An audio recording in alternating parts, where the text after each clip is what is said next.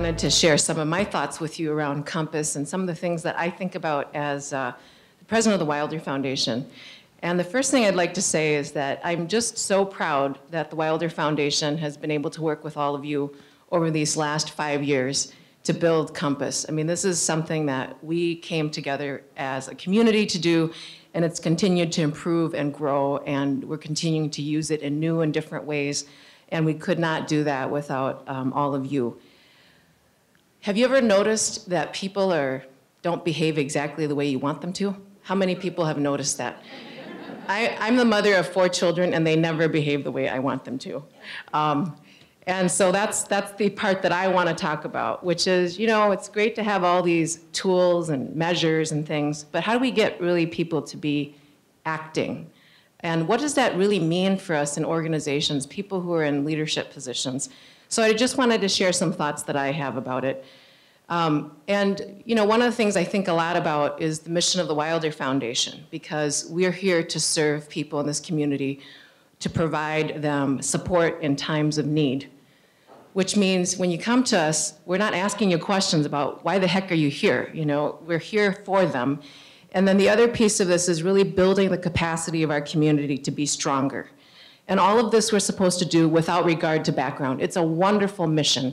And the part of the mission that relates to Compass is really this piece around building the capacity of this community to be stronger. And the human part of it is really about meeting people where they're at. And so as I reflect on Craig and Paul's comments, it's really about how our community is changing.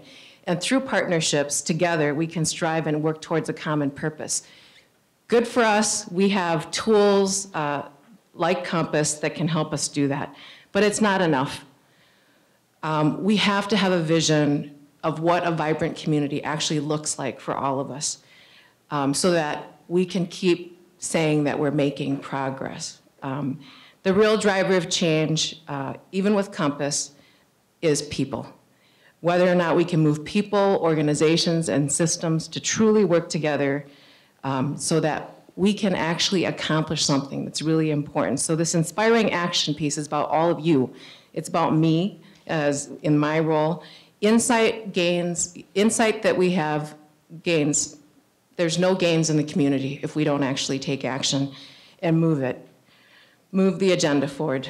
And I think about the lack of opportunities that low-income children have, and the fact that now 76% of the kids in the St. Paul Public Schools are children of color, and we're doing so bad.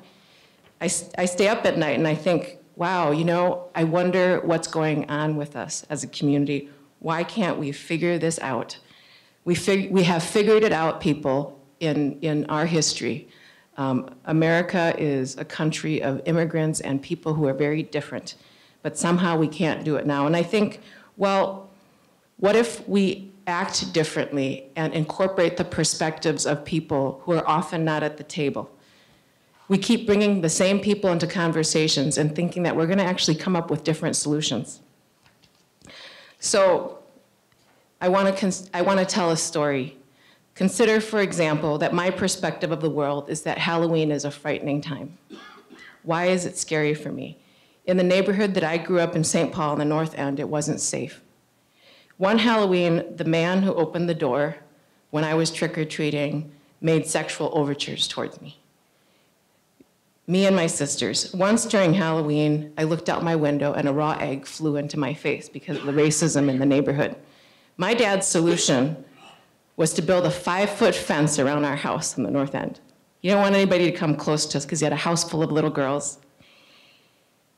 And he told us that nobody was our friend. Nobody. That our friends were our sisters. So every Halloween when my kids get to go trick-or-treating in Woodbury, I'm a little sad for all the children in this community who can never go trick-or-treating in their neighborhoods.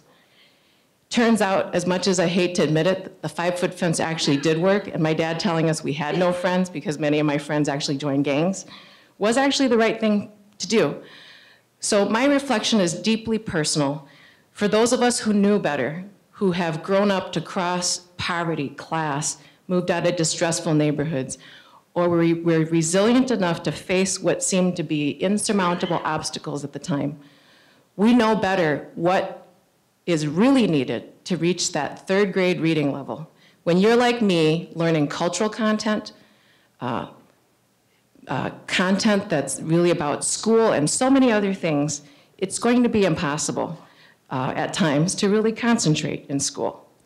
So those of us who are here in leadership positions, who know better, who have served the community for a long time, bear witness to the dozens, thousands, hundreds of thousands of other children and people in this community who are not making it, and we need to speak up more about how we can take action together. So my job today is to light a fire under you to say, you know what, there's a lot of opportunity. If you look at the racial gaps we experience, you look at the aging demographic, you look at the level of volunteerism that we have with the over age 65 population, we know that the work of human beings in moving communities is very challenging, if not difficult. And to sometimes we just want to give up. And you know, every day I come to work and I think, oh my goodness, someone's going to give up on me today and I'm going to hate it. You know, and sometimes they do. But it's my job to work in our mission. It's our jobs to work to create opportunities for people here in our great capital city in the state of Minnesota. And lucky for us, Compass is here so that we can also measure our progress as we work together to make our state and our regions more successful than they have been in the past.